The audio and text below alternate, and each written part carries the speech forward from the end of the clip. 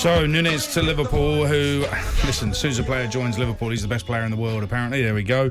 Nunez to Liverpool, Haaland to Manchester City. As I've just tweeted, how will those signings impact the title race next season? 03717 223344. I can't help thinking that Man City have got the better deal. I just look at numbers. They've got the better deal here. Well, look, again, looking at both players, Ada, I mean, Haaland has been so spectacular over the last couple of years, and maybe doing it in Germany as opposed to in Portugal sways things in his favour a little bit. But I'm massively excited about both of them coming in. I think I felt after the way the season finished for Liverpool, so close obviously in the league and the Champions League, that it was the right time for them to go and make a big signing, a statement signing, not just another very good player in that squad, a proper one.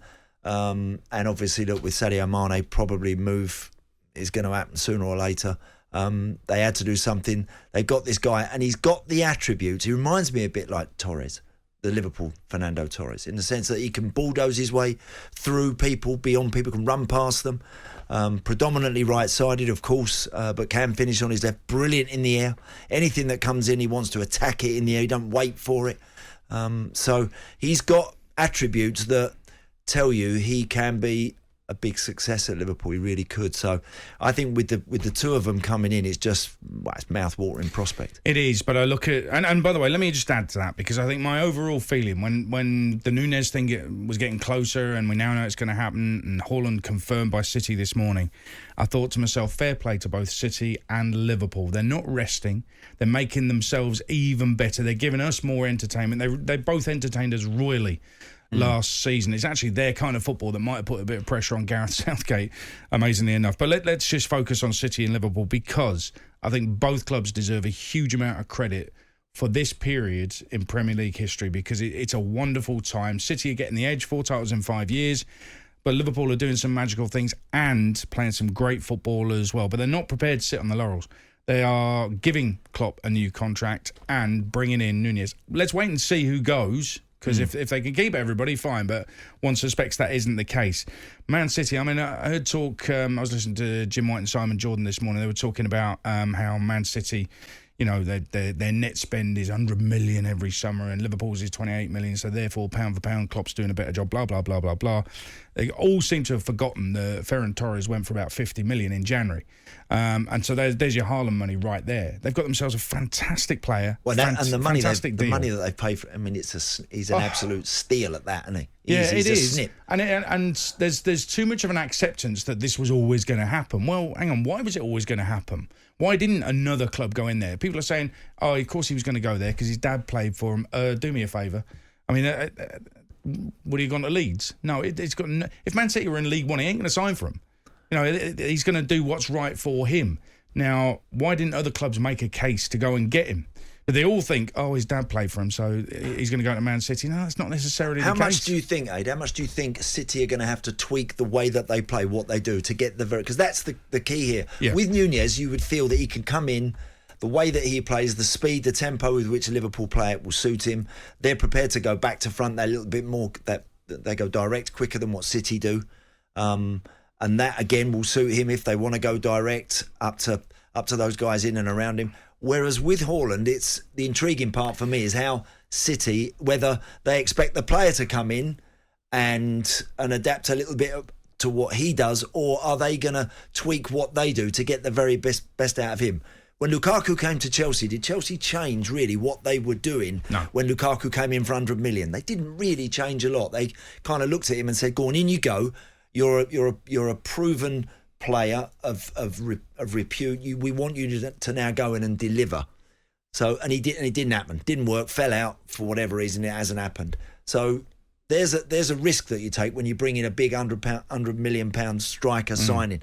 What have they got to do to get the very best out of him? I'd like people to tell us that. 03717 223344. Let's hear from Erling Haaland now. He's been speaking to Man City TV about why he signed for the club.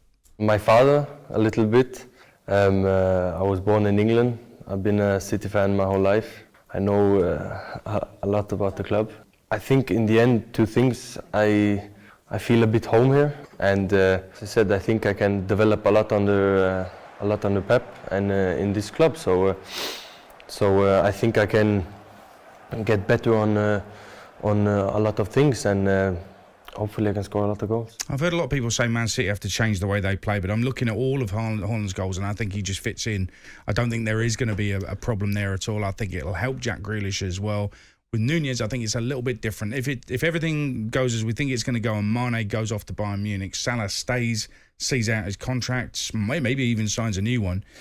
Nunez has got to play through the middle. He can play on the left, but he's going to play through the middle because Diaz is going to be on the left, Salah's going to be on the right. The big problem between Salah and Mane over the years has been that Salah wants goals. He's going for goal all the time. Nunez isn't going to be happy with that.